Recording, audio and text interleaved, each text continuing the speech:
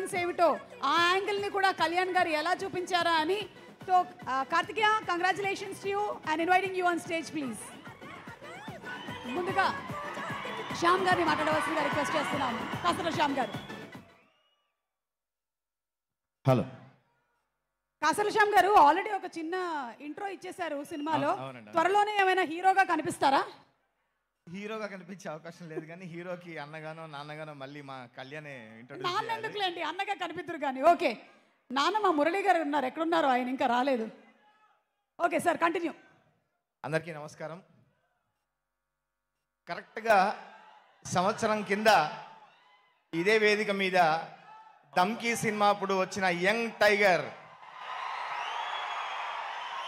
మళ్ళీ ఆ వైబ్ని ఇక్కడ చూస్తున్నాము. నేను నా సోషల్ మీడియాలో రాసేటప్పుడు అందరికీ క్రోధినామ సంవత్సరం ప్రారంభమైతే నాకు మాత్రం తారక రామనామ సంవత్సరం ప్రారంభమైందని.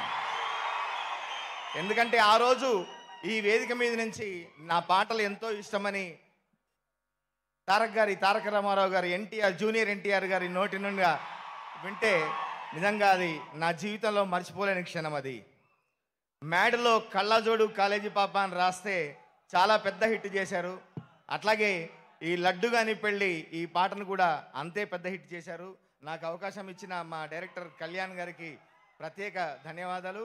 అట్లాగే మ్యాడ్ గ్యాంగ్ రియల్లీ థియేటర్లో చూస్తుంటే అసలు ఒక్కరు కూడా సీట్లో కూర్చోవట్లేదండి.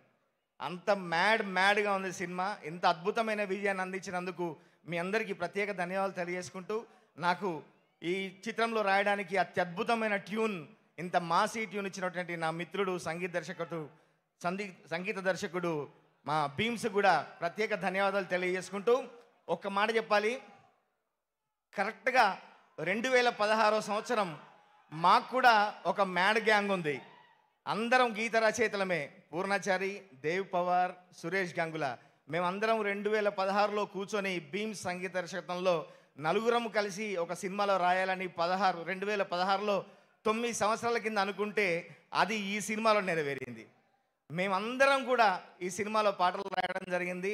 మా మ్యాడ్ గ్యాంగ్ని ఈ మ్యాడ్ గ్యాంగ్లో జాయిన్ చేసినందుకు భయ thank you so much. Thank you so much Kasarla Shyam గారు. అండ్ కార్తికేయ,